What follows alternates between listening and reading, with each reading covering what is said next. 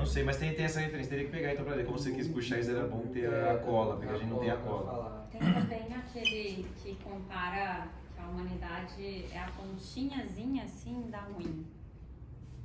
Frente a, agora acho que a mão inteira. Se você pega uma mão inteira, o que representa a humanidade estando aqui é só a pontinhazinha desse dedo aqui. Só Mas isso. nessa analogia que o Du quer contar, na verdade é isso, de um planeta de 45 anos de idade, pensar que a gente está aqui nesse último minuto, e nesse último minuto 50% das florestas foram destruídas do planeta, e que acho que mais de 500 espécies já estão extintas, a gente tem que perceber que esse último minuto dos 45 anos foi muito caótico e problemático. A gente realmente parar, rever as atitudes e reformular a rota, né? O potencial de autodestruição, né? Exato. Que essa espécie aqui adquiriu, né? É sobre isso. E a gente olhar para isso e se responsabilizar quanto coletivo, né? Sim. Ô Du, eu não sei se cabe, mas eu tô até emocionada, sabe, com isso que vocês estão falando, porque eu me preocupo muito com o planeta. Então eu queria entender, saber como é que vocês estão trabalhando essa regeneração lá em Itacaré, para a gente tentar fazer ações aqui. Eu não sou araraquarense, mas já me sinto, a maior parte do meu tempo é aqui. Me preocupa muito as queimadas, elas continuam, tá? O desmatamento, a monocultura. Como é que vocês fazem isso lá? Conta um pouquinho essa experiência, porque eu sou uma defensora, eu quero, sabe, fazer educação com as crianças lá no Horto Florestal, que está sendo revitalizado, começar a fazer coisas, mudinhas, sabe, coisas pequenas, porque não adianta a gente falar que o governo tem que um monte de coisa, a gente vota e a gente depois se decepciona. Então, se cada um fizer um pouquinho, como é que é esse trabalho lá, querido? Sim. Por favor. Eu acho que tem dois aspectos principais, pelo menos, da gente observar essa situação. A primeira é do ponto de vista mais prático, mais objetivo, de técnicas que a gente recupera. As técnicas que hoje em dia se trabalha, elas são técnicas bastante ancestrais, a gente recupera muitos saberes antigos.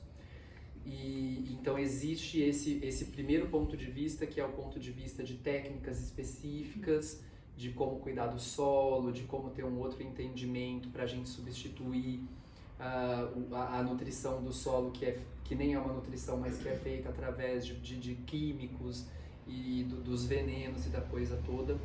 Então existe essa questão mais específica, e aí existe, por exemplo, aqui é muito mais seco, lá é muito mais úmido, vai ter diferença de tipo de solo. Então seria uma abordagem que seria difícil da gente fazer agora aqui uma explanação sobre, porque realmente estar mais próximo de pessoas que fazem esses processos para a gente ir compartilhando esse saber.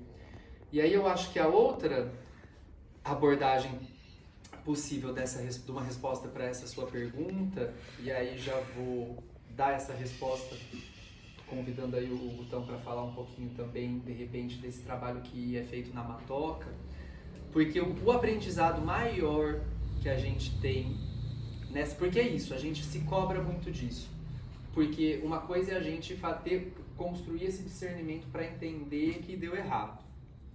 E aí a gente também não tem nem muita dificuldade para ter essa compreensão, porque é isso que a gente vive hoje em dia.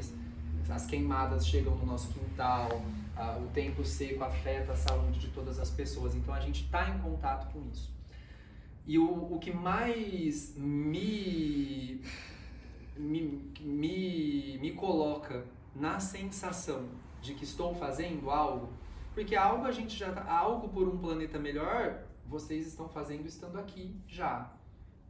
Pegando um domingo, que teoricamente é um dia de descanso, nessa divisão social que se fez da semana, e você usando esse seu tempo para poder estar aqui, para poder ouvir, para poder falar, para poder compartilhar, isso já é de grande valia.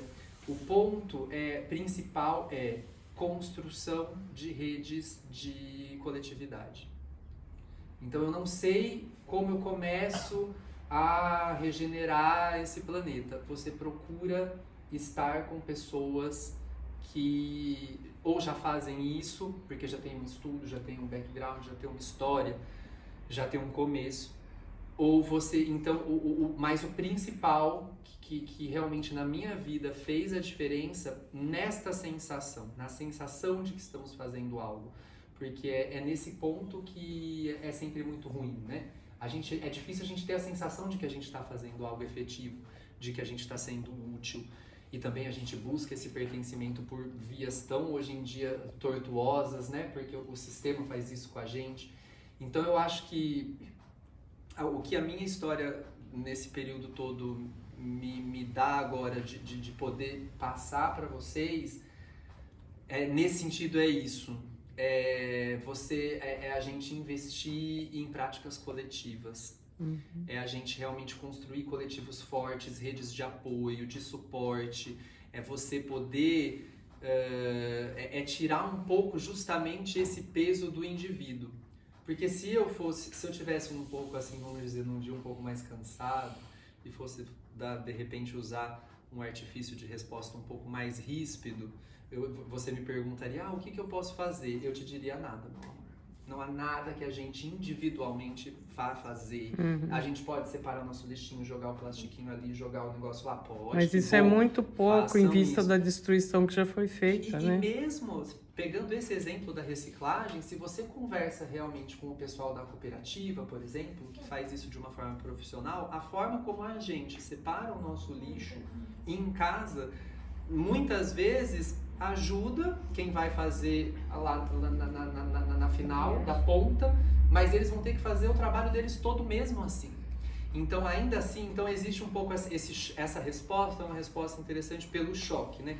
O que eu posso individualmente fazer para melhorar esse planeta? Nada, amor. Você vai morrer tentando e você vai se consumir de culpa, porque esse sistema ele tá preparado para pegar qualquer coisa que você faça e te devolver como se você não fosse suficiente, como se você não fez. Então, a gente tem que tentar não cair nesse jogo. E aí, qual a solução para tudo isso? É o coletivo. É realmente a gente buscar qualquer forma de construção que nos fortaleça e não que nos enfraqueça.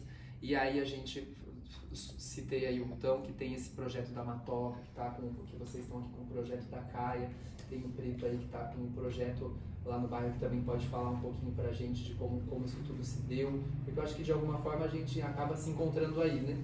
Nessa consciência de que a gente precisa construir coletivos fortes para que a gente tenha indivíduos sadios, né? Saudáveis.